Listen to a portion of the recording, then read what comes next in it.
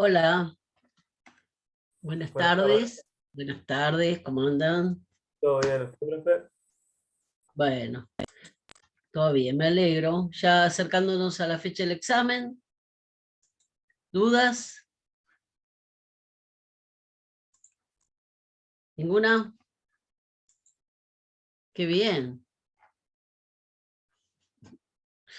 qué bien. Bueno, eh, les comento la dinámica de hoy, cómo va a ser. Yo les voy a dar parte de la clase y parte de la clase se las va a dar la doctora Rosselló, que va a entrar a eso de las 7, 7:15. Porque ella mañana no les puede dar, entonces van a avanzar con ella un poco más con los temas que ella tiene que dar. Bueno, empecemos con lo que me toca a mí, que es el derecho real de superficie. ¿Qué es lo que pasa con el derecho real de superficie en nuestra legislación? Eh, ¿Y qué es lo que pasaba en el Código de Vélez? Ustedes, cuando vemos en la primera parte de la materia que cuáles son los derechos reales permitidos, hoy en día perfectamente lo vemos en el Código Civil, que está enumerado el derecho real de superficie, está enumerado en el Código Civil como un derecho real, no cabe lugar a duda. Pero esto no siempre fue así en nuestra legislación, y esto ha tenido, por supuesto, un fundamento práctico de no reconocer el derecho real de superficie en la legislación del Código de Vélez. Entonces vamos a hacer también ahora una línea de tiempo con respecto al derecho real de superficie en nuestra legislación. Pero antes de entrar al derecho real de superficie en la legislación tenemos que saber qué es el derecho real de superficie, cómo se compone, qué tipo de derecho real es, y sobre todo consagrado, por supuesto, en el Código Civil con la reforma del 2015, en el 1887, donde se crean los nuevos derechos reales, pero tenemos que ver en el derecho comparado qué es lo que pasaba con el derecho real de superficie y dónde nace. El derecho real de superficie es un derecho real que nace en la edad, en el derecho romano. En la Edad Media llega a su apogeo, como todos los derechos reales que se establecen sobre eh, propiedades o sobre inmuebles que faltan o que son escasos, porque en la Edad Media, como las ciudades crecían adentro de las murallas, era escasa la superficie, entonces empezaron a desdoblarse y se llega a un apogeo del derecho real de superficie enorme en la Edad Media, y así continúa en el derecho comparado en distintas legislaciones. En Europa, el derecho real de superficie fue un derecho real muy utilizado y es un derecho real que en la modernidad se utiliza. En nuestro país, ¿qué pasó? En nuestro país, el derecho real de superficie existía en el derecho comparado con la conquista de América. Llegan todas estas instituciones, enfiteusis, superficie, vinculaciones, que justamente son abolidas, algunas en la Asamblea del año 13, como las vinculaciones, que comprendían los mayorazgos y las capellanías, y son prohibidas en el Código de Vélez justamente por el artículo 2614. Entonces, el 2614 decía: los propietarios de bienes raíces no pueden imponer derecho de enfiteusis ni de superficie, ni imponer en ellos rentas y censos por más de 5 años, ni hacer en ellos vinculación alguna.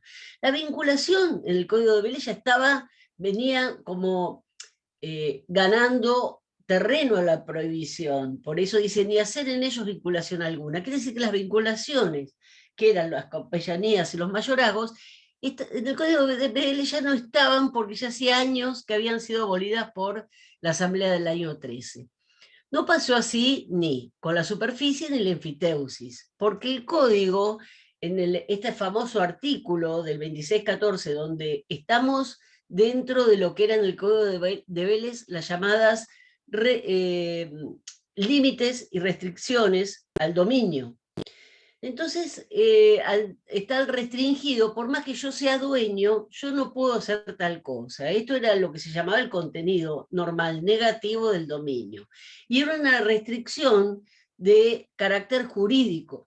Por más que yo sea dueño de, no puedo hacer un derecho real de superficie ni de enfiteusis. ¿Por qué? Porque el artículo que campea en el orden público de los derechos reales, y sobre todo en el Código de Vélez, era el artículo 2502, la regla que los derechos reales solamente pueden ser creados por ley. Mantiene el artículo, esta cuestión del orden público y que los derechos sean creados por ley, lo mantiene la codificación del 2015. Pero incorpora otros derechos reales, justamente como el derecho real de superficie. El del Código de Vélez entonces estaba vedado, y aparece la necesidad, porque en el derecho de la modernidad existe, porque en el derecho comparado, yo les digo, seguía existiendo esta figura, y en distintas legislaciones se admitía, sobre todo en el derecho italiano, donde el 1887, el Código Civil y Comercial, que crea nuevos derechos reales, más que crea, incorpora nuevos derechos reales. Esta cuestión de los derechos reales solamente pueden ser creados por ley hizo que en el medio de una necesidad de incorporar el derecho real de superficie, apareciera una ley, que esta ley se llamaba Ley de Superficie Forestal. Solamente era lo plantado, lo forestado, que admitía esta cuestión del derecho real de superficie, esta ley específica. Por eso en la línea de tiempo tengo el Código de Vélez con el 2614, donde prohibía justamente el derecho real de superficie. Acordémonos que también en el 2617 son estos artículos que están relacionados porque crean restricciones en lo jurídico, restricciones jurídicas, imposiciones o de no poder hacer algo pese a ser del domino. Justamente el 2617 también trataba otro derecho real que no se podía hacer, que era la propiedad horizontal. En esta línea de tiempo vemos que la propiedad horizontal es admitida por una ley específica, la 13512, y vemos que el derecho real de superficie forestal, no el derecho real de superficie amplio que reconoce el Código Civil, fue creado por ley especial. Entonces, esta cuestión de la ley especial que crea el derecho real de superficie hace que después se incorpore el derecho real con la perspectiva de dueño de terreno, superficiante o perspectivas de superficiario, o el que tiene el derecho de superficie como propietario de lo plantado, lo forestado, lo construido. Entonces vemos que este derecho real tiene como una doble característica. ¿Es derecho real sobre cosa propia o es derecho real sobre cosa ajena? Tiene la doble característica. Es respecto al superficiario, que es el propietario del plantado, lo forestado, lo construido, derecho real sobre cosa ajena, y propia en cuanto a lo que construye, foresta o planta, pero sobre lo que lo hace es ajeno. Y de la perspectiva del superficiante o propietario del terreno es al revés. Lo plantado, lo construido no es de él, y él es el propietario del terreno. Es un desmembramiento temporal de la propiedad inmueble, con un plazo máximo de 70 años en caso de las construcciones, o 50 en caso de plantaciones, forestaciones. Y es renovable este cumplimiento del plazo máximo aplicable. Quiere decir que más la propiedad estos tipos de derechos reales que Vélez en las notas al 2502 y 2503 daba los fundamentos de la supresión, el codificador actual del 2015 los incorpora, pero con el andamiaje del concepto de Vélez, de decir, son derechos reales que hay que tenerlos por un plazo determinado para evitar que esta temporalidad en tiempo muy extenso o perpetuo, haga que la propiedad se estanque y no tenga el dinamismo que tiene que tener en las relaciones comerciales o en el libre comercio o libre mercado. Entonces, tenemos plazos máximos. El objeto es tener y mantener una edificación de propiedad del superficiario, que se llama la propiedad superficiaria en terreno ajeno, o sobre o bajo la superficie del mismo de manera temporal. En cuanto a la edificación, la doctrina coincide en exigir la permanencia, ¿no? Esas construcciones que queden. ¿Por qué? Porque se va a tratar, no se consideran propiedad superficiaria, cosas hechas con plazos muy cortos o de estructuras que no sean importantes, porque se trata de mantener la viabilidad de la construcción en el tiempo, que dure el tiempo que sea, y que aparte después, cuando este derecho caduca o termina, se extingue por el plazo del tiempo, esa propiedad queda consolidada en cabeza del propietario de la superficie o el superficiario.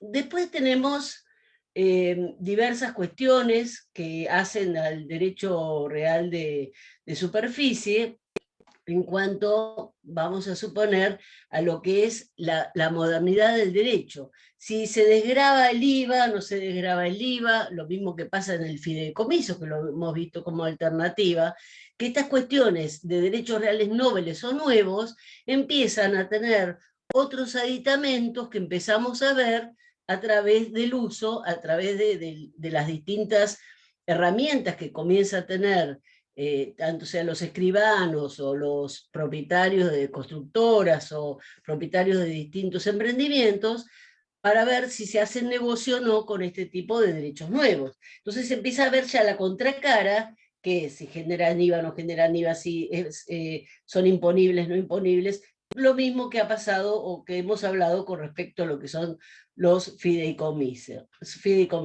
En esa figura se empiezan como a asimilar en algún sentido. Entonces, el derecho real de superficie, tengamos en cuenta que es uno de los derechos reales que en la línea de tiempo están aceptados por el Código Civil y Comercial, que el Código de Vélez estaba vedado, y que hace a un derecho real sobre cosa ajena y un derecho real sobre cosa propia. Tiene el doble aditamento. El derecho real de superficie nace, puede ser por disposición de última voluntad, puede ser por contrato. Ahora, el derecho real de superficie tiene una cuestión que es importante, que es que se paga lo que se llama un solarium, el pago de lo que es al propietario del suelo, del propietario superficiario, es el pago de un canon que se llama solarium. El nombre del canon es solarium. El derecho real de superficie, entonces, es importante, que va a quedar como un derecho real de característica novedosa, y puede ser sobre el vuelo, sobre el suelo o en el subsuelo. El derecho real de superficie. Ustedes saben que en la propiedad horizontal no reconoce esta cuestión de decir se vende el sobrevuelo o se vende el espacio aéreo. Esta esto que se hablaba mucho en las inmobiliarias o en los mercados inmobiliarios, de una propiedad que podía generar en la venta del espacio aéreo. Antes del 2015 esta situación no era viable. Es viable a partir de 2015, ¿con qué? Con el derecho, con la inclusión del derecho real de superficie en la legislación. Bueno, del otro derecho real que vamos a hablar hoy es el derecho real de habitación del cónyuge supérstite. Antes de entrar a hablar del derecho real de habitación del cónyuge supérstite, tenemos que ver un poquito cuáles son los derechos reales de disfrute. Los derechos reales de disfrute son el usufructo, el uso y la habitación. Dentro del usufructo, que lo van a ver con la doctora Rosselló hoy, y él como derecho real de disfrute, de contenido amplio, ¿por qué? Sabemos que el dominio se arma del ius utendi, el ius abutendi y el ius fruendi. El ius abutendi es el derecho de disposición. Cuando yo desarmo estos tres usos que tiene un inmueble, que tiene una propiedad, perdón, una cosa, no siempre es la inmueble, porque se puede dar sobre objetos también muebles, el usufructo. Yo desarmo los tres ius y me queda la propiedad desnuda, que sería el dominio imperfecto o dominio desmembrado, para hablar claramente de lo que es la contracara, de lo que queda desmembrado, que es el usufructo. El usufructo es entonces aquel derecho real que da el uso y goce de una cosa. Este derecho real es un derecho real que puede ser gratuito, puede ser oneroso, pero que cada vez que se va desmembrando cada vez más, va quedando como la propiedad con menos uso, con menos use, con menos derechos. Cuando vuelvo a desmembrar la propiedad en el uso solo, y este uso de una cosa que es una morada, es el derecho real de habitación. El derecho real de habitación es uno de los derechos reales más importantes dentro de lo que es el Instituto de Derecho de Familia. Ya pasa a ser un instituto de derecho de familia, el derecho real de habitación. Cuando cuando la cosa del derecho real de habitación se refiere a morada, se convierte en el derecho real de habitación. ¿Qué diferencia hay? Que lo van a ver después con la doctora Rosselló, el usufructo, pero qué gran diferencia hay entre derecho real de usufructo y uso. Una de las cosas que especifica y diferencia esto es que en el usufructo no solamente tengo el uso y el goce, en la habitación solamente tengo el uso, sino que el usufructo, el uso, perdón, de lo que es la morada, que lo convierte en habitación, que la única diferencia que tiene es que se refiere a morada, como que se especifica en la cosa, es que se refiere y puede ser establecido a favor de persona humana. No así el usufructo, que puede ser establecido a persona humana y a persona física. En cambio, el derecho real de habitación es a persona humana, nada más. Este derecho real de habitación es un derecho real que le reitero, en el derecho real de familia cobra el carácter de institución. ¿Por qué? Porque vamos a entrar a lo que se llama el derecho real de habitación de cónyuge supérstite, o el derecho real de habitación del conviviente supérstite.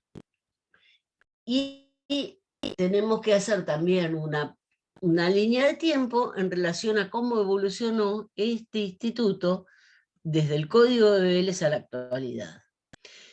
El derecho real de habitación en el Código de Vélez de cónyuge supérstite no existía. El derecho real de habitación del cónyuge supérstite no existía. Esto quiere decir que con la acción de partición, el derecho de habitación no existía. ¿Por qué? Porque con la partición, lo que era la comunidad hereditaria, los coherederos tenían la facultad de interponer la acción de partición para distribuir o materializar en cuota material esa cuota ideal que se tenía como coheredero. En lo que es el hogar conyugal, quedaban muchas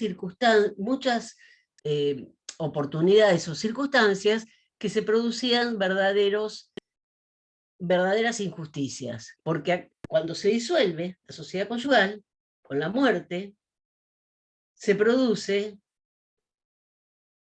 la idealización de cada cuota ideal. A ver, ¿se me acuerda?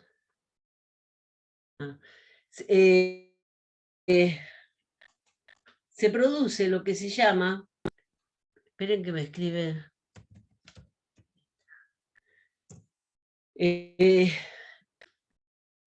cuando se produce la partición, se materializa cada cuota ideal en la parte material. Entonces, el hogar conyugal, ¿qué era lo que pasaba? Se disuelve. Un bien ganancial, 50 y 50. Un bien propio, había una mujer y 2 hijos, se divide en 3 partes iguales, porque cada uno cobra en relación a su hijuela como si fuese un hijo. Entonces, el bien propio se divide en cuantas partes sean, el cónyuge se entiende como un hijo más. En cambio, cuando es disolución de la sociedad conyugal, por muerte, se disuelve en 50 y 50. Entonces, yo tenía el 50% de del bien donde había sido asiento del hogar conyugal, y venían mis hijos y decían, mamá, quiero mi parte. Entonces, en el Código de Vélez no quedaba otra que hacerme la partición, como hemos visto, la partición como acción de materialización de las cuotas ideales, se disuelve y se vende el bien porque no había otra forma de establecer una partición material de un bien que es una propiedad única. Entonces se vende y se tenía que repartir el dinero.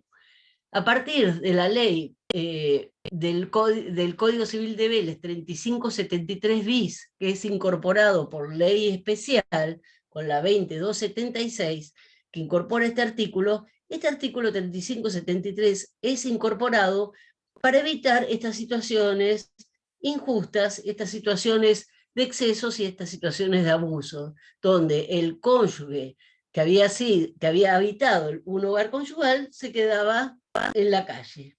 Pero este artículo era muy específico y tenía que haber un solo bien habitable y que ese bien habitable hubiese sido asiento del hogar conyugal.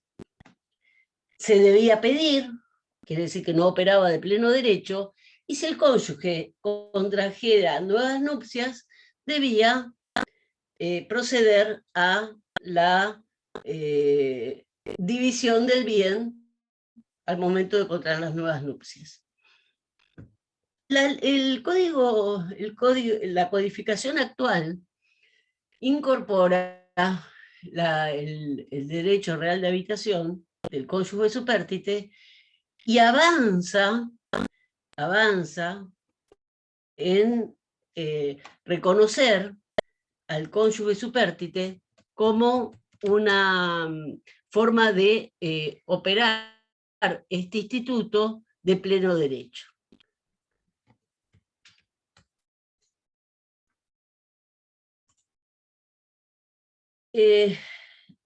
No solamente opera de pleno derecho, en otras cuestiones también avanza. ¿En cuál? Que haya sido el asiento del hogar conyugal, ese es el requisito de rigor. No importa si el acervo hereditario tiene más bienes. Eso es como que el nuevo código avanza en un aspecto muy positivo en esta reforma, porque si era un solo asiento del hogar conyugal, que lo decía el artículo 3573 bis, incorporado por ley especial, que establecía si a la muerte del causante dejase un solo bien habitable como integrante del haber hereditario y que hubiera constituido el hogar conyugal. Esa era una gran limitación porque era un solo integrante del haber hereditario. El de la legislación actual es que haya sido, que sea el bien asiento del hogar conyugal, sin importar si hay otros bienes que integren el acervo hereditario. Y esto a su vez también trae otros abusos, otros excesos en cuanto a la atribución del hogar conyugal a una sola persona, si hay otros herederos que vengan a estar en el pie de la igualdad de la distribución del acervo hereditario con el cónyuge supérstite. ¿Por qué? Porque, bueno, una cosa es lo mismo para una persona que tiene una familia constituida con anterioridad, que se casa y deja, ese bien deja de estar en la partición del acervo para reservarse el hogar conyugal en forma vitalicia y gratuita, y en esto, en los dos, en el Código de Vélez, en el Código de Vélez, en el 3573 bis, hablo, ¿no? No el Código de Vélez original, que no lo receptaba, porque no existía. A ver, espere un momento. Deme un momento, por favor.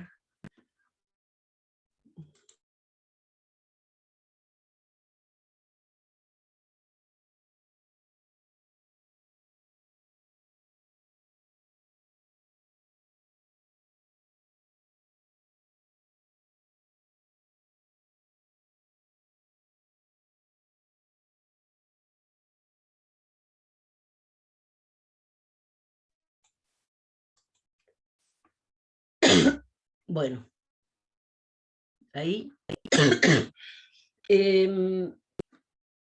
Entonces, retomando igualdades y diferencias. El Código de Vélez, en su artículo, no en el original, vuelvo a reiterar, sino el del 3573 bis, incorporado por ley especial, establecía el derecho real de habitación de cónyuge supérstite para el cónyuge que hubiese contraído nupcias con el causante y que hubiese sido el asiento del hogar conyugal. La primera gran diferencia era que este derecho caducaba si no era solicitado. Entonces, quiere decir que la diferencia es que el código del 2015 recepta el derecho real de habitación, pero lo que hace es, si bien es vitalicio y gratuito, como el 3573 bis, opera de pleno derecho. No es necesario pedirlo. No es necesario pedirlo. Y antes hasta caducaba si no se pedía antes de la partición.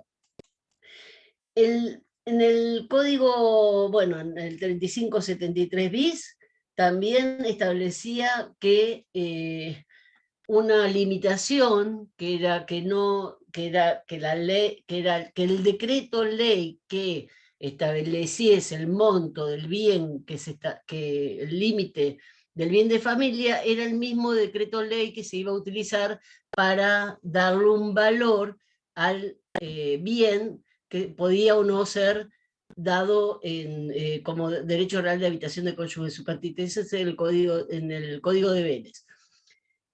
Quiere decir que tenía una limitación de un valor económico, que esa limitación, así como fue en el bien de familia, nunca fue utilizada por una cuestión muy simple, porque el decreto ley nunca fue dictado. Entonces, al no haber límite o tope con el bien de familia, tampoco existía tope con el bien asiento del hogar conyugal para pedir el derecho real de habitación.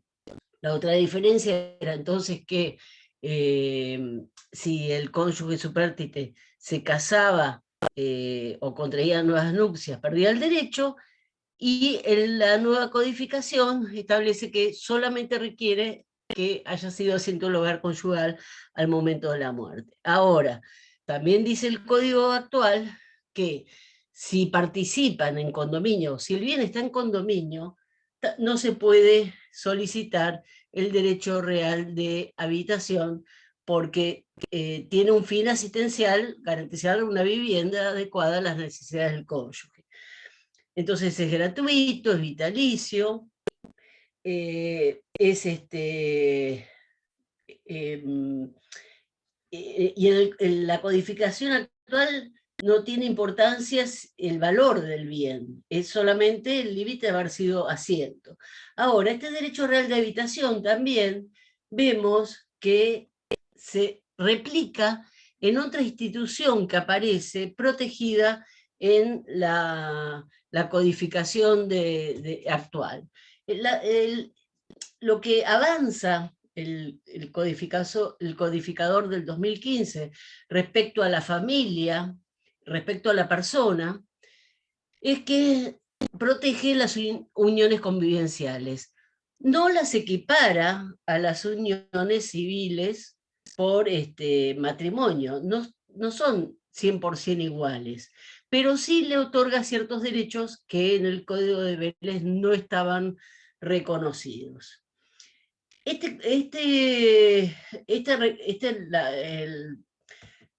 Tiene una limitación en el tiempo, la relación convivencial a la muerte del causante tenga un solo bien.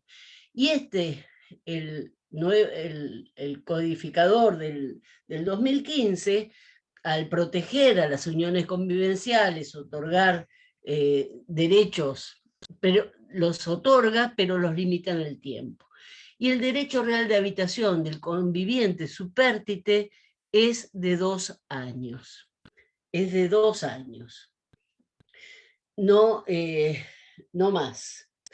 Quiere decir que el derecho real de habitación puede ser esgrimido por el conviviente supérstite si se dan las circunstancias de no tener también el bien en condominio al momento de la muerte del causante, igual que en el caso del cónyuge supérstite, sino también que esta persona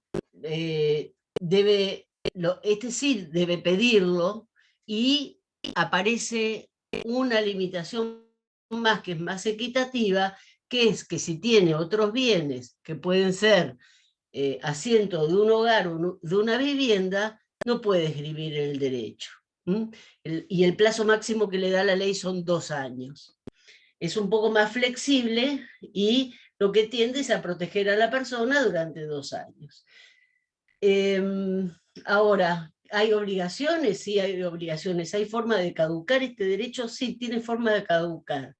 O de pedir la extinción, la persona que no esté fuera del bien y que quiera provocar la partición, que tiene la obligación el cónyuge supérstite de la conservación conforme la sustancia y el destino. Puede hacer mejoras que crea útiles y no las podrá reclamar posteriormente. Quiere decir que no puede cambiar la forma, las dependencias, la distribución de las construcciones, no puede cambiar el destino. Quiere decir, si yo tengo una casa, por ejemplo, en el bosque Peralta Ramos, yo no puedo decir un día, bueno, soy cónyuge supérstite, tengo esa casa, no la parto, ejerzo el derecho real de habitación y la convierto en una hostería para personas que vienen por fin de semana. Eso no lo puedo hacer, porque no tengo la obligación de conservar el inmueble y de no cambiar el destino. También tiene obligación el cónyuge supérstite habitador de reparar el inmueble. Tiene la obligación el cónyuge cónyuge supérstite habitador, de pagar las expensas en la propiedad horizontal. Tiene la obligación de los coherederos, ahí sí, de hacer reparaciones por vetustez o por caso fortuito, porque la cosa perece para el dueño. Entonces, los herederos van a tener que concurrir a las obligaciones de mantenimiento, de reparación, en caso de haber un siniestro por caso fortuito o por vetustez, dado que, y esa prorrata del cónyuge supérstite con los demás herederos, dado que su realización beneficia a toda la propiedad. Quiere decir que todo lo que sea beneficioso para el habitador, va a ser el habitador el que solvente los gastos. Si es beneficioso para toda la comunidad hereditaria, lo tendrá que hacer con los demás herederos. Tampoco puede dar en comodato, no lo puede ceder, no lo puede arrendar, y la exclusividad es de destino de la vivienda. Podemos hacer un parangón también entre lo que es el derecho real de habitación del cónyuge supérstite con el derecho, con la protección a la vivienda. Estas son dos instituciones que aparecen en la nueva codificación y que, en el sentido que ambas avanzan, porque les reitero, lo que hace el codificador del 2015 es proteger a la persona humana. Esto hace que la vivienda se proteja, aunque sea que esta protección, esta figura de lo que es la afectación de la vivienda familiar a un régimen específico que es de protección a la vivienda, lo puede hacer una sola persona sin necesidad de tener una familia atrás. Lo que era el bien de familia se convierte en protección a la vivienda. Y un poco se va replicando toda la institución de la protección de la vivienda a la codificación del 2015, y vamos encontrando todos estos institutos desperdigados, tanto en el derecho de familia como en el derecho sucesorio. Bueno, a ver, déjenme.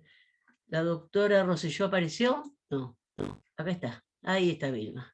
¿Cómo te va, Vilma? Bueno, a ver. Reactiva, Vilma, tu audio. Ahí. Estaba hablando y no. Por eso. Bueno, les comentaba que hoy la clase vos vas a avanzar con no sé si hoy, con usufructo. ¿O qué, No, hoy vamos a dar publicidad registral. Hoy nos toca publicidad registral. Bueno, ¿No dimos usufructo? Mañana, no, si no, yo en la clase que viene, hoy encaré con los derechos reales de disfrute y específicamente la protección a la vivienda replicado con el Instituto del Derecho Real de Habitación de Cónyuge Supérstite y conviviente. Ahora, si no, vemos la semana que viene. Mañana aclararles que no hay clase. Vimos usufructo la semana pasada. Bien.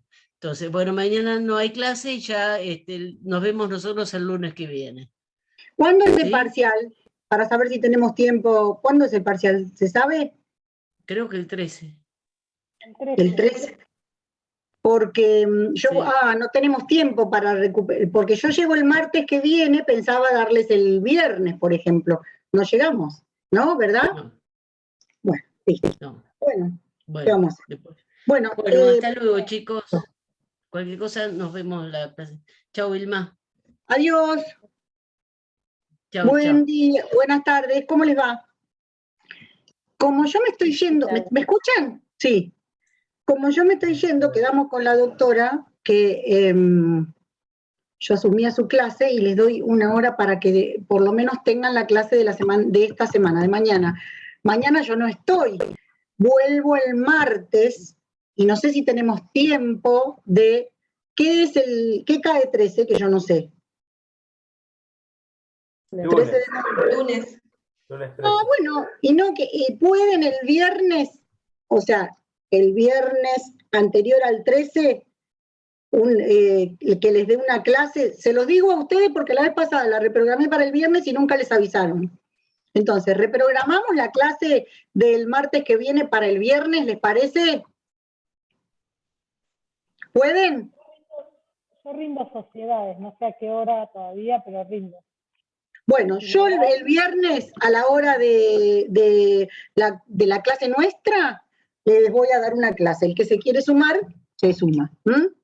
¿Pero el viernes 3 o El viernes, no, un momento. Viernes 10. Viernes 10, exacto. Viernes 10, el mismo horario. ¿Mm? Así no perdemos una clase. Vemos que vemos, valga la redundancia, y si no, hacemos una clase de repaso, vemos. Pero en principio, para que no pierdan la clase de la semana que viene. Bueno, nosotros tenemos que ver publicidad, es decir, la ley 17.801, ¿sí? Si ustedes tienen a ver, para estudiar este tema es fundamental que lo hagan con la ley en la mano. ¿No?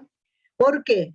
Porque si bien o sea, todo el programa les habla de historia, de los distintos tipos de publicidad, nosotros hoy vamos a ver, eso véanlo solos, porque es todo un raconto histórico, pero a mí lo que me interesa que sepan hoy la idea troncal de publicidad registral, de nuestra publicidad registral, que dicho sea de paso, sepan que ha sido este sistema registral argentino un modelo que se ha exportado, porque tenemos el principio de retroprioridad que, si bien nuestra publicidad deviene del sistema español, del derecho español,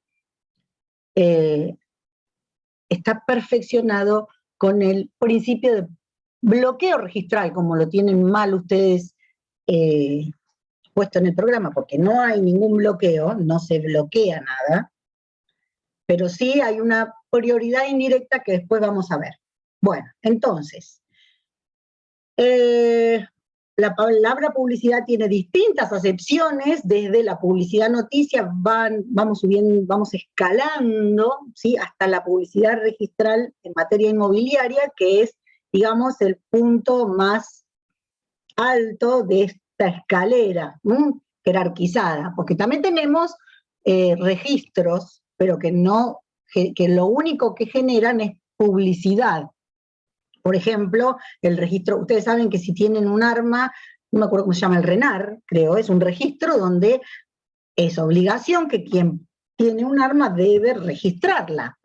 Pero estas registraciones tienen un solo fundamento y función, que es la de publicitar la titularidad, es decir, Juan es portador y titular de un arma. Vamos a ver ahora que la publicidad en materia inmobiliaria tiene dos funciones. Además de la publicidad, la oponibilidad. Fundamental es la oponibilidad a terceros. Fíjense que ustedes hasta acá nunca vieron publicidad, recién la vemos en derechos reales. ¿Por qué? De nuevo, si ustedes han venido viendo todos los derechos personales, saben que existe sujeto activo, sujeto pasivo, la prestación, y es en este ámbito, en esta esfera, deudor, acreedor, a los sumos sucesores del deudor y sucesores del acreedor, son los obligados y quienes deben conocer la existencia de la creencia. Ahora, en materia de derecho, ¿por qué? Porque los obligados, tenemos obligados acotados e indicados, ¿sí? Y nominados. Juan es deudor, será deudor Juan. Si la deuda es susceptible de ser transferida a sus herederos, serán sus herederos, y del otro lado lo mismo. Juan será acreedor, y si Juan fallece, a lo mejor esta creencia será en cabeza de sus causavientes, pero siempre estamos en un margen relativamente acotado. En cambio, en materia de derechos reales, acuérdense en esas primeras clases, y hasta hoy, que nosotros sabemos que tenemos el derecho real se caracteriza ¿por qué? Porque existe, y hasta lo vimos en usufructo, ¿se acuerdan la semana pasada? Tenemos una relación directa e inmediata entre el sujeto titular del derecho y la cosa objeto de ese derecho. ¿Qué significa que hay una relación directa e inmediata? Que no hay nadie, ¿se acuerdan que lo vimos? Que no hay ningún sujeto que deba garantizarle o proporcionarle el disfrute de ese derecho. el goce de ese derecho. Ahora bien, la doctrina habla de un sujeto pasivamente universal. Entonces, si tenemos un sujeto pasivo innominado, que es toda la sociedad, ¿cómo hace esa sociedad para respetar la existencia de este derecho real, de dominio sobre un inmueble? Un sujeto es titular de dominio sobre un inmueble, toda la sociedad, ese sujeto innominado, debe respetar ese derecho. ¿Cómo? A través de la publicidad. Ya Vélez establecía la publicidad, pero para Vélez la publicidad no era la registral, sino que el derecho real se publicitaba a través de ¿qué? De La posesión. La tradición. Exactamente, exactamente. Es más, Vélez es contrario a la existencia y creación de registros que publiciten la existencia, modificación, transmisión o extinción de derechos reales. ¿Por qué? Porque Vélez, ya en la nota al título de, donde habla de la cancelación de las hipotecas, porque fíjense, tanto es así que Vélez dice, los registros no sirven, en una nota extensísima. Esa nota está cuando Vélez legisla sobre el hipoteca. Porque si Vélez, al legislar sobre respecto de la hipoteca, establece que ese derecho debe ser registrado. El único derecho que para Vélez ameritaba la existencia de un registro, es decir, su registración, era el hipotecario, derecho real de hipoteca. ¿Se les ocurre por qué? Porque no puedes realizar actos posesorios de una hipoteca. Porque justamente, porque la hipoteca es un derecho real que no se ejerce por la posesión. Entonces Vélez que decía, suficiente publicidad más que la posesoria no necesitamos en todos los derechos que se ejercen en la posesión. La hipoteca no le da al acreedor la posesión. La posesión queda, porque sabemos que es un derecho accesorio, de garantía y demás. El deudor o mejor dicho, el hipotecante conserva esa posesión. Miren, en épocas antiguas, ¿saben cómo se publicitaba la existencia de una hipoteca? Se ponía un cartel, les hablo, se ponía un cartel adelante de la casa, enterrado, y decía ignorado. Esa era la publicidad, la rústica publicidad hipotecaria. ¿Para qué? Para que la gente que pasara supiera que había un derecho real sobre ese inmueble. ¿Por qué? Porque regando el jardín estaba el titular de dominio que no perdía esa posesión. ¿Se entiende? Bueno, todo este cuentito viene a cuento, valga la redundancia, para que ustedes sepan que Vélez veía con absoluto disfavor la existencia de registros. Tan es así que hasta 1968 los registros, porque a ver, si bien Vélez en esta nota dice que al artículo 3200 del Código Civil, que los registros, que en nuestro país, léanla si pueden, él no establece registro para los derechos que se ejercen por la posesión. ¿Por qué? Porque no hay personal capacitado. Bueno, da una serie de fundamentos por los cuales dice en la posesión es la única publicidad de la existencia de ese derecho. Pero a los 2 días de entrada en vigencia del código, comenzaron, porque la realidad fáctica hizo que existieran registros. Localmente se fueron estableciendo registros donde justamente se registraban la existencia, constitución, transmisión, modificación o extinción de derechos reales sobre inmuebles. Esos registros eran locales, provinciales. Cada provincia tenía uno o más registros. Pero se hablaba de que esos registros eran inconstitucionales. Así lo decía la doctrina, porque teníamos el derecho de fondo que el legislador decía, no los regulaba. Eso por un lado. Y por el otro lado, sabemos que en materia del Congreso legislar en este tema. Tan es así que llegan, hay un par de fallos que yo no sé si ustedes los tienen en el programa, yo no lo tengo acá, pero sepan que la doctrina tildó de feliz anomalía constitucional a los registros.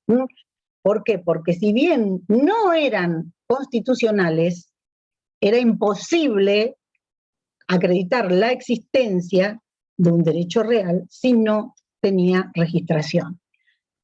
Recién con la reforma de 1968 que fíjense que la reforma de 1968 es la ley 17.711, 17.711, y la ley que hoy vamos a analizar es la 17.801.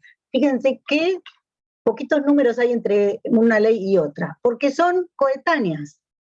Esas dos leyes comienzan a regir, o sea, se promulga, se sanciona y entra en vigencia la 17.801 conjuntamente, con la modificación del código, que hace que receptar la inscripción de los derechos reales, mejor dicho, de los documentos, por tanto, porque lo que se inscribe no es el derecho, sino el documento, el título suficiente que porta ese derecho real. ¿Se entiende todo lo que estoy diciendo?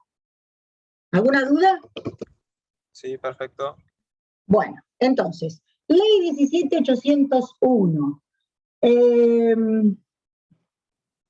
Sepan que los registros son locales. ¿Qué quiero decirles con esto? Cada demarcación tiene un registro. Nuestro registro de nuestra provincia. ¿Saben dónde está el registro de la propiedad inmueble de la provincia de Buenos Aires? En La Plata. Exacto. Y el de Capital Federal, en Capital. Y Santa Fe, miren, por ejemplo, Santa Fe creo que tiene 2 registros. Cada provincia tiene su registro de la propiedad inmueble. Por supuesto, y tiene su ley local, pero la ley troncal es la ley 17.801, que es la ley nacional, que en realidad es casi copia de la primera ley, que no me acuerdo nunca, 11.723 creo, que es la ley del registro de la capital federal.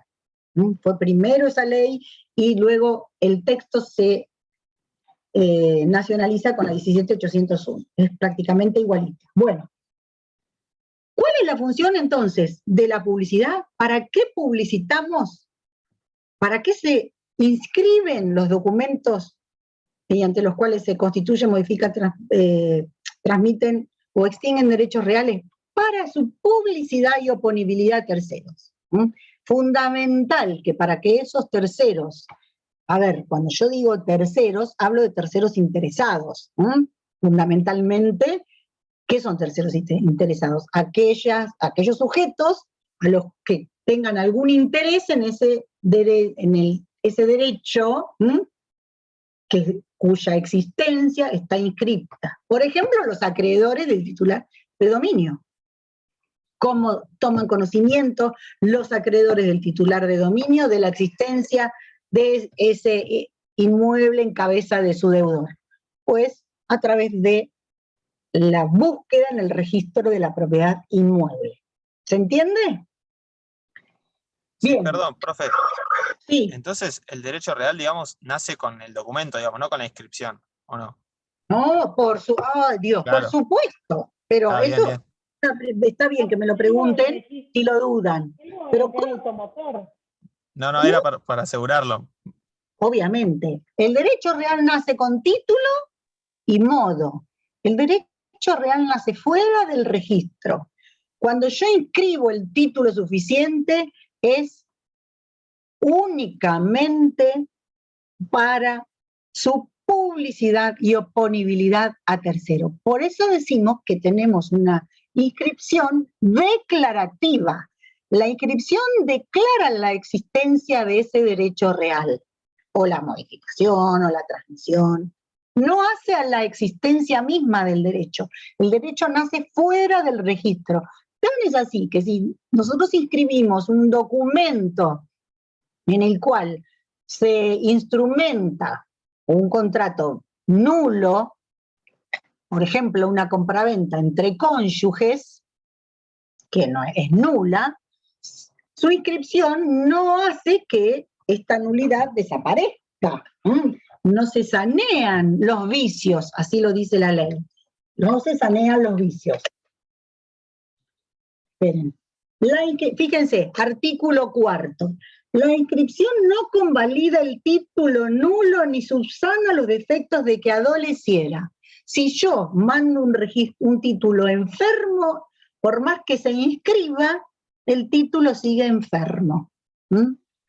Esto que parece tan de perogrullo, aunque a ustedes les parezca mentira, hay escribanos, no de esta demarcación, porque somos todos muy leídos, pero hay escribanos que cuando uno, sobre todo en el interior, que cuando uno se les plantea, dice, bueno, pero a mí o sea, supónganse que alguna escritura tenga algún vicio. Bueno, pero a mí me la inscribieron, el registro me la inscribió. Bueno, el registro te lo inscribió, pero eso no me dan ganas de decir, a ver, lean el artículo 4. El artículo 4 de la ley lo dice claramente. Por más inscripto que esté, el registrador lo único que hace es, su función, perdón, es inscribir para que eso tenga publicidad, nada más. No modifica el contenido del derecho a la inscripción, no modifica su calidad.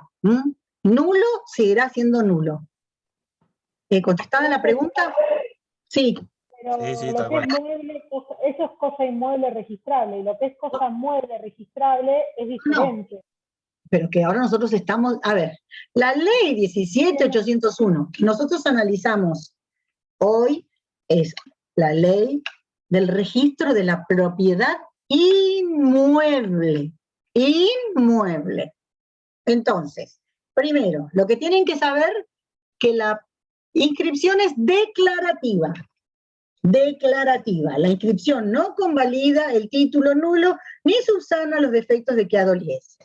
Inscripción declarativa. Ver artículo 4, ver artículo 2, porque el artículo 2 me dice, de acuerdo a lo dispuesto por los artículos 1890, 1892 y 1893, fíjense que son artículos que no los vamos a leer ahora porque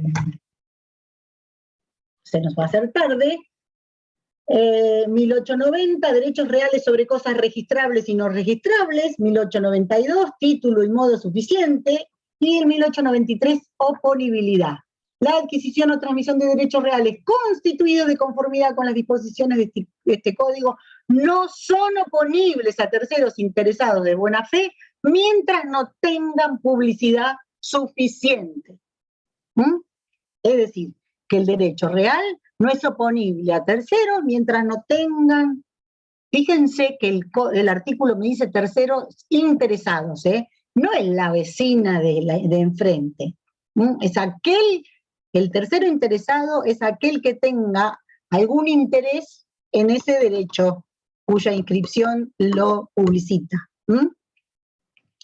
¿Se considera publicidad suficiente? La inscripción o la posesión, según el caso. ¿Cuándo será? Si yo abro en materia de inmuebles, la publicidad será suficiente, siempre y cuando, mejor dicho, es la registral. La publicidad suficiente es la registral. Lean en esta frase, ley 17.801. ¿Se entiende esto? Sí. Fíjense que acá me dice, si el modo consiste en una inscripción constitutiva, ¿qué conocen ustedes? ¿O en qué ámbito podemos hablar de una inscripción constitutiva? Los No autos. exacto. Acá está la diferencia. Este es el caso, por suerte, que les resulta familiar a todos. Y acá está la diferencia. ¿Sí? El derecho real sobre un automotor no nace fuera del registro. No nace si no se inscribe esa transmisión. Ese famoso 08 que se firma, si no accede al registro, no hace nacer el derecho real en cabeza de que compra el auto. Si todos entendieran esto, ¿cuántos menos problemas habría? si ustedes venden un auto y el señor que lo y le firman el 08 y el señor que lo compró no va al registro e inscribe esa transferencia, los titulares de dominio van a seguir siendo ustedes. ¿Cuál es la consecuencia fáctica de que no nazca el derecho en cabeza del adquirente en este tema? Que la responsabilidad objetiva la tiene el titular de dominio. Entonces, está plagado de casos en los cuales el que compra un auto no hace la transferencia, tiene un accidente, lesiona a alguien, ¿y qué hace el abogado del, o sea, y qué, mejor dicho, qué me dice la ley? Vamos a ser un poquito más técnicos. Vaya contra el titular de dominio. Y a lo mejor pasó 1 año, 2, 3, 4, 5, pasaron un montón de... pasó ese automotor por distintas manos, pero si el titular registral es, no sé, nunca se inscribió, nunca llegó al registro, por más que haya suscrito el 08, lo haya certificado y demás, pues también será responsable. ¿Entienden esto? ¿Por qué? Porque esta publicidad es constitutiva del derecho. En materia de derechos reales, no. Por supuesto, tan fundamental es fundamental la inscripción, porque esta publicidad y esta oponibilidad a terceros hace que si yo soy adquirente de un inmueble y mi título y tengo título suficiente, pero no está inscrito, pues lo saqué. Como estamos hablando de que la función es la publicidad y oponibilidad a terceros, si un acreedor de mi vendedor quiere ir contra el inmueble y este título suficiente no está inscrito, no le será oponible. ¿Por qué? Porque él no tiene forma de saber que el inmueble ya no es de su acreedor, de su deudor. Ergo, yo titular de dominio porque tengo el título, porque tengo el modo, pero no tengo inscripción registral. No se inscribió mi título suficiente. Entonces, todos los acreedores de mi vendedor pueden ir contra el inmueble. Pueden embargarlo por una deuda del vendedor. ¿Se entiende esto? ¿Sí? Sí. Bueno, seguimos. Seguimos porque si no, no empezamos más. Entonces, fundamental que sepan la función de la publicidad y fundamental que sepan los principios registrales. ¿Qué son los principios registrales? Los principios registrales son las columnas rectoras del sistema registral, son las que hacen al sistema registral. Y surgen de la ley. ¿Qué quiero decirles con esto? Nuestra ley 17801 tiene principios registrales que son distintos a los que puede tener la ley, no sé, de Colombia, de Venezuela. Cada sistema registral tendrá sus principios, y no son teóricos, no son principios que se enuncian en forma teórica, sino que tienen o surgen del texto, de la letra de la ley. Ergo, estos principios registrales ustedes los tienen que ver con la ley en la mano. Primero. Entonces, esperen que tengo acá la ley yo. Principio lo vamos a enumerar. Principio de inscripción. Pongan por si no llegamos. A ver. Artículos 2, 3 y 4. Principio de rogación. Ahora los vamos a analizar. Artículos 5, 6 y 7. Principio de legalidad. Artículo 8 y 9. Principio de especialidad. Artículo 10, 11, 12 y 13. Principio de tracto sucesivo, artículos 14, 15 y 16. Y principio de prioridad indirecta, artículo 24, artículo 5 y artículo 23. Esos 3 son los artículos que tenemos que ver para analizar la prioridad indirecta. ¿Hasta ahí vamos? ¿Tomaron nota? ¿Dudas? Seguimos. Entonces, principio de inscripción. Si a ustedes les preguntan el principio de inscripción, tienen que decir que, justamente todo esto que estuvimos viendo, ¿cuál es el fundamento de la inscripción? Que la publicidad, la inscripción no convalida los vicios, que fundamentalmente que la función es publicidad y oponibilidad a terceros, y cuáles son los documentos que tienen vocación registral. Es decir, cuáles son los documentos que yo puedo inscribir. Yo no puedo mandar a inscribir cualquier cosa, ¿sí? ¿Cuáles son los documentos? Me lo dice el artículo 2. El artículo 2 dice, los que constituyan, transmitan, se declaren, modifiquen, extingan derechos reales sobre inmuebles. Entonces, todo documento que porte una constitución, modificación, transmisión, extinción de un derecho real sobre inmueble, se inscribe. Los que dispongan embargos, inhibiciones y demás medidas cautelares, los establecidos por otras leyes nacionales o provinciales. Por ejemplo, el régimen de vivienda, que creo que ustedes los estaban analizando con la doctora Otamendi, por lo que acabo de ver, debe ser inscrito en el registro de la propiedad.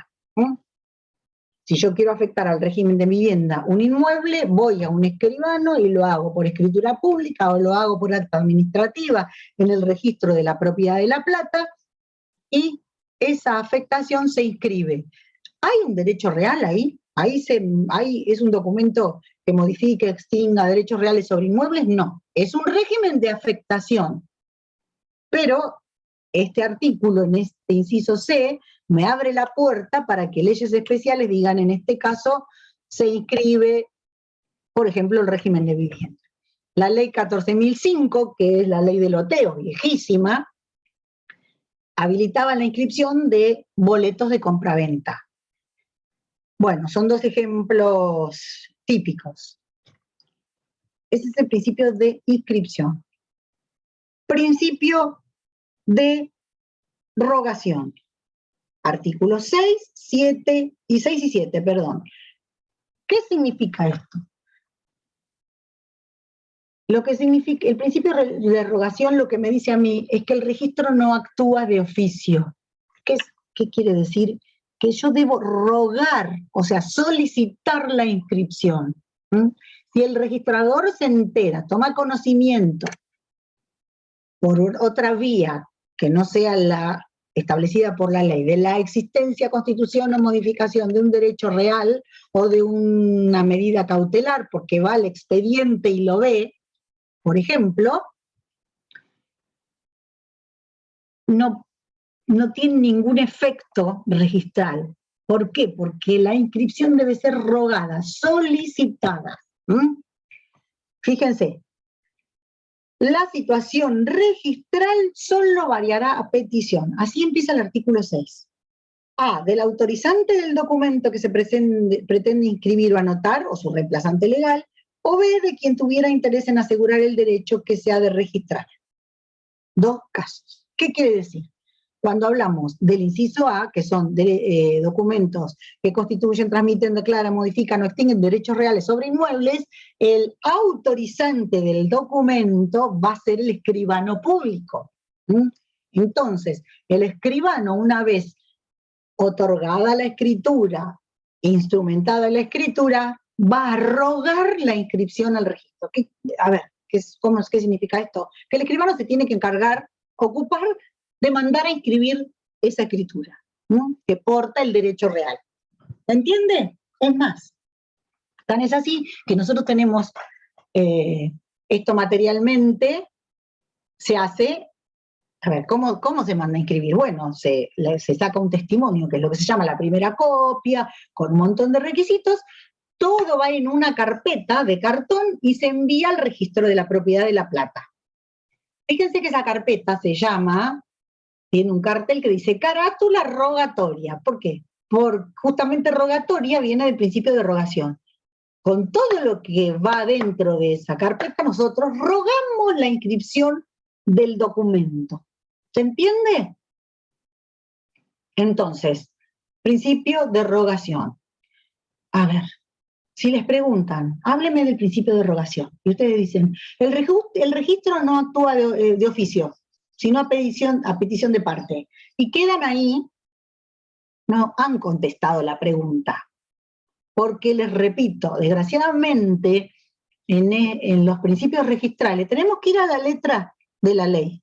Ergo, ustedes me tienen que decir que la situación registral, es verdad, no varía de oficio, sino a pedido de parte, pero me tienen que decir quién es el que tiene que rogar, quién tiene que solicitar esa inscripción. Primero será el funcionario autorizante o el reemplazante legal. Ahora, si hay negligencia del funcionario autorizante, lo hará quien tenga un interés legítimo en asegurar ese derecho. Ejemplo típico, el acreedor hipotecario. Supónganse que el escribano, en connivencia con el deudor hipotecario, le dice: quédate tranquilo, yo no inscribo la hipoteca. Pues el acreedor hipotecario va a poder rogar esa inscripción. ¿Por qué? Porque es alguien que tiene un interés legítimo en asegurar que ese título se inscriba. ¿Se entiende? Bueno, no sé si se entiende. El artículo 7 me dice cómo va a tener que ser redactada. Le deja esta facultad, se la extiende a las leyes locales, es decir, que esta carátula rogatoria, lo que va, lo que no va, lo va a establecer la reglamentación local. No es una cosa que le competa al... Por ejemplo, la carátula rogatoria en la provincia de Buenos Aires seguramente es distinta a la de Cava, o a la de Santa Fe, o a la de Mendoza. Pero sí, fundamental es que esta solicitud de inscripción la haga el funcionario autorizante. ¿Entendido?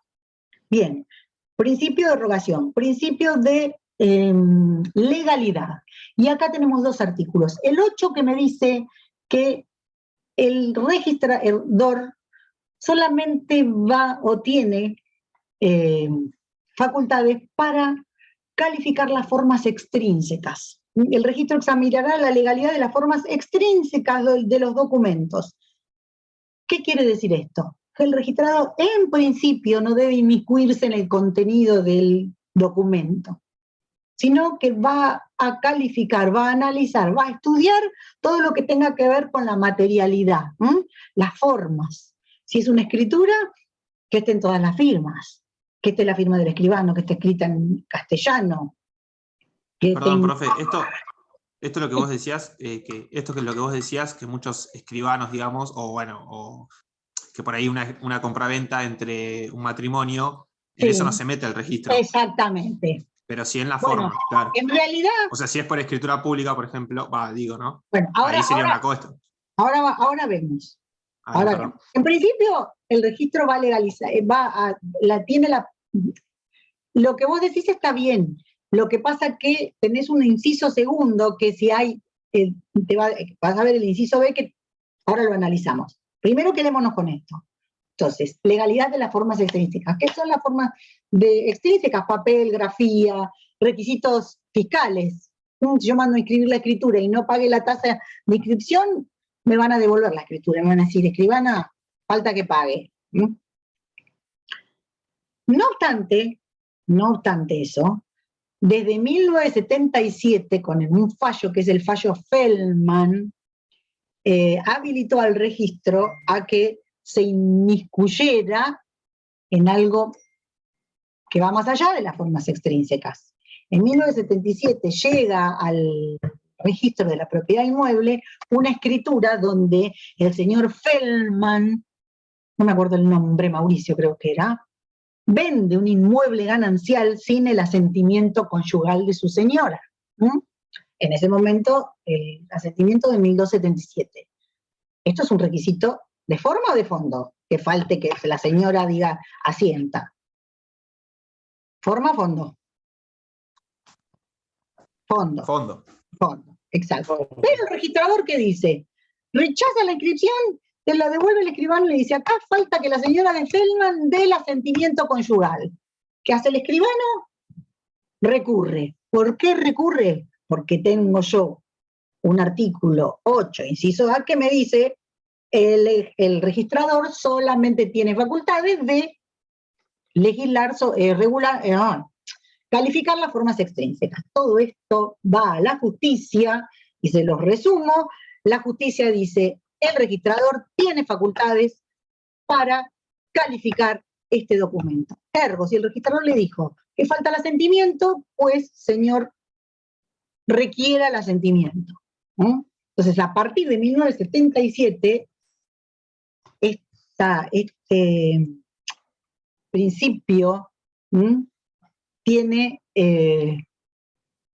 como se ve, resquebrajado, digámoslo así, y menos mal, por la jurisprudencia. Ergo, si yo instrumento una escritura donde vende un señor casado y no viene a sentir la mujer, la cónyuge, pues el registrador no me va a inscribir esa escritura, no la va a inscribir. Hablo como si fuera la dueña del vicio de la profesión, no me va a inscribir la escritura, no la va a inscribir. A pesar de que yo sea la arrogante, no la va a inscribir. ¿Por qué? Porque tiene facultades para ello. ¿De dónde surgen? Del fallo del 7 de julio de 1977, donde la justicia le dio la derecha diciéndole, si falta el asentimiento conyugal, usted está habilitado, señor registrador, para observar ese documento. Seguimos. El artículo 9 de esta ley me dice, abre este principio y dice, si el registrador encuentra, si lo observa, ¿por qué lo observa? Puede observarlo. ¿Y cómo va a actuar? A, va a rechazar los documentos viciados de nulidad absoluta y manifiesta. Acuérdense que ya esto de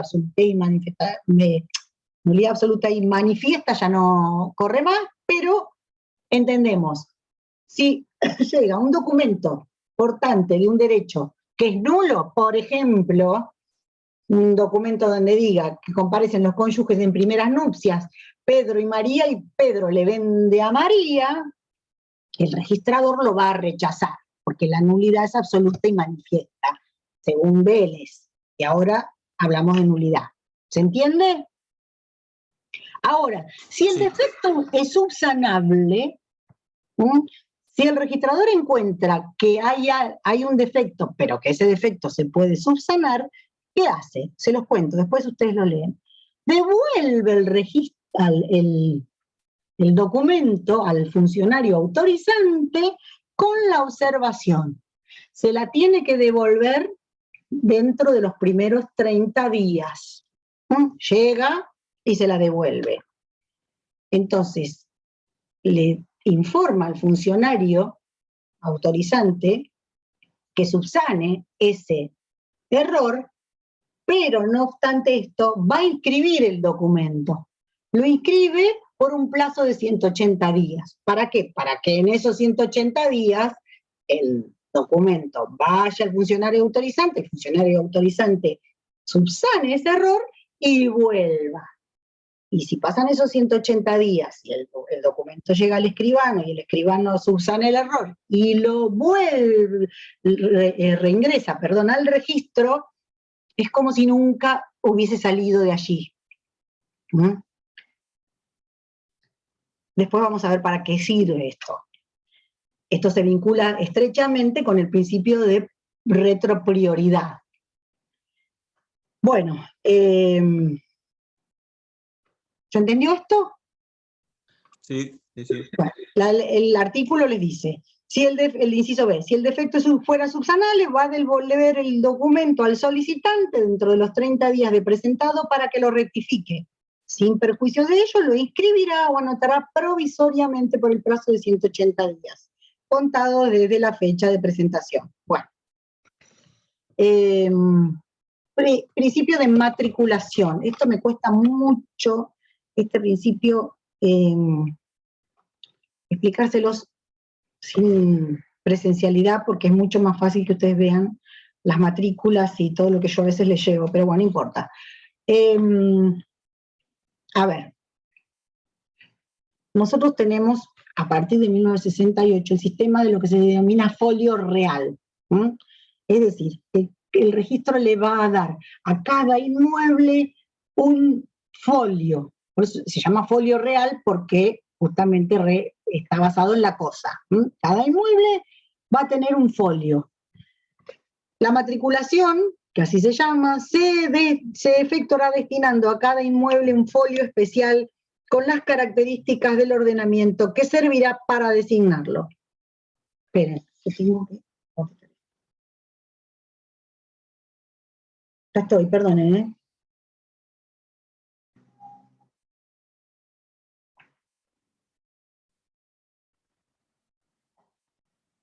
Disculpen, ay Dios.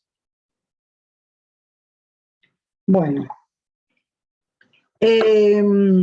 Bien, es decir, que cada inmueble va a tener un número de matrícula que lo identifique y va a tener un número que es un folio, que es lo que se denomina una ficha gigante, así una cartulina, donde van a constar, además de ese número, la designación del inmueble, la ubicación, las medidas, los linderos, ¿sí? Y el titular va a tener varias columnas, la primera de ellas corresponde a la titularidad, donde se va a ir volcando, el registrador va a ir volcando todas las sucesivas constituciones, modificaciones, transmisiones, extinciones de derechos reales.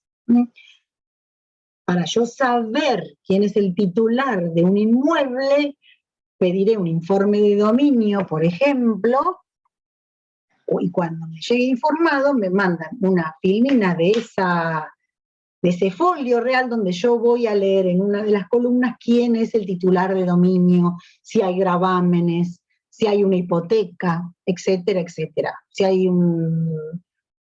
alguna medida cautelar, todo se va anotando en ese folio. Entonces, es un solo folio que contiene toda la información, toda la vida jurídica, toda la historia jurídica del inmueble, se va conteniendo en este folio. Yo siempre les digo, para que lo entiendan, que es como la ficha, ¿vieron cuando ustedes van al médico que le preguntan el nombre, la secretaria, y saca una ficha? La historia clínica. Exactamente, la historia clínica. Como la historia clínica, porque es una... Por supuesto que los médicos generalmente es una fichita de esas así antiguas. Bueno, ahora deben tenerlo informatizado, se me ocurre. Pero para que ustedes tengan la visualización material de lo que es un folio real. Y en ese folio se van a anotar todas las, por ejemplo, todas las transmisiones de dominio, todos los embargos, las cancelaciones, la afectación al régimen de vivienda, etcétera, etcétera. ¿Entienden hasta acá? Solo el escribano lo puede pedir eso, ¿no? No, ahora vemos. Lean el artículo 12, 3, yo estoy viendo la hora porque, aunque les parezca mentira, termino la clase y me voy, pero bueno, de viaje. Artículo 12 y 13, léanlos, que les va a dar una idea de material de cómo es este folio real. Tracto sucesivo. El principio de tracto sucesivo está establecido en el artículo 14, 15 y 16. Se los voy a explicar y ustedes después los leen solos porque si no se les va a complicar. Bueno, primero voy a leer el artículo 14. Una vez que está matriculado el inmueble, en los lugares correspondientes del folio se va a registrar. Fíjense. Bueno, este artículo 14 en realidad es técnicamente lo que yo les acabo de contar como un cuentito. Las posteriores transmisiones de dominio, las hipotecas, otros derechos reales y demás limitaciones que se relacionen con el dominio, las cancelaciones, las extinciones, las constancias de las certificaciones expedidas, ahora lo vamos a ver cómo. Los asientos mencionados en los incisos precedentes van a llevar un orden cronológico. Cronológico.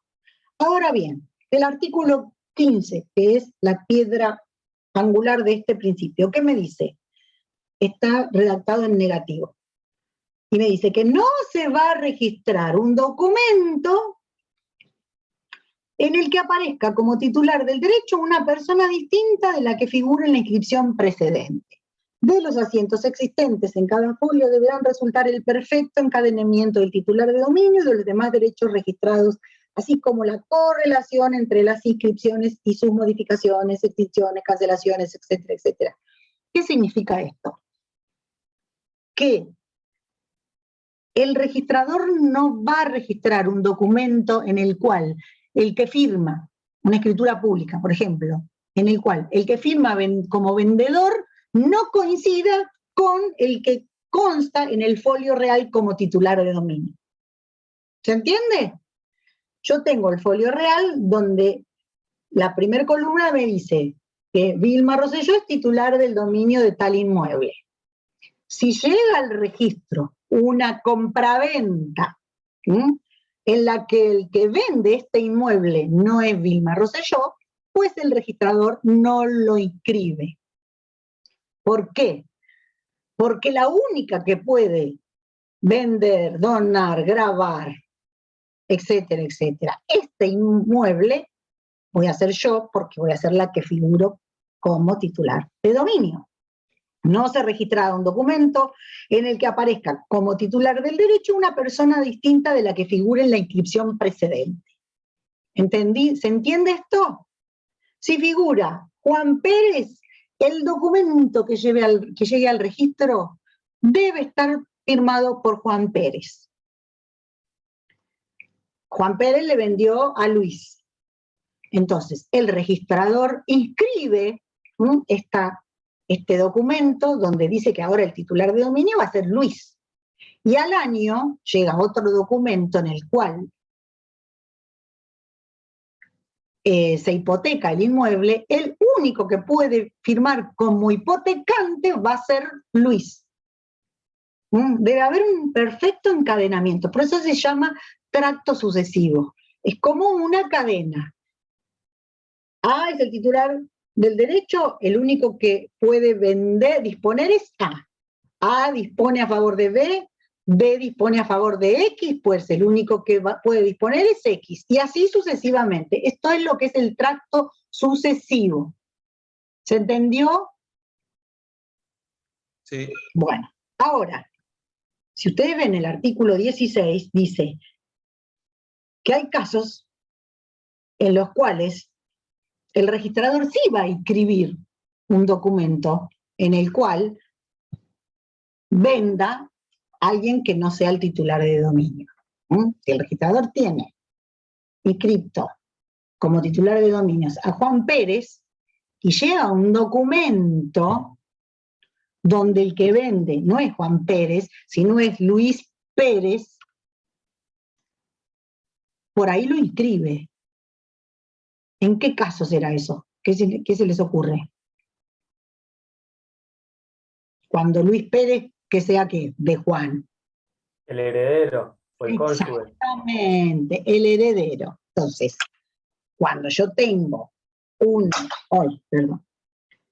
cuando son documentos que están otorgados por los causavientes, por los herederos declarados, mejor dicho, entonces sí el registrador va a inscribir.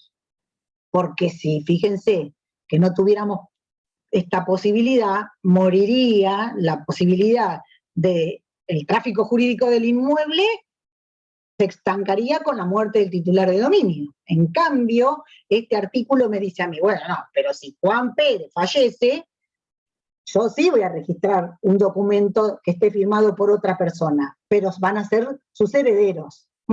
Fíjense, cuando el documento sea otorgado por los jueces, los herederos declarados, en cumplimiento de contratos o obligaciones contraídas en vida por el causante o su cónyuge. Es decir, que si el señor Juan Pérez firmó un boleto de compraventa, no llegó, y recibió el dinero, se volvió a su casa y a la semana se murió, sin firmar la escritura, se hará la sucesión de Juan Pérez y firmarán los herederos.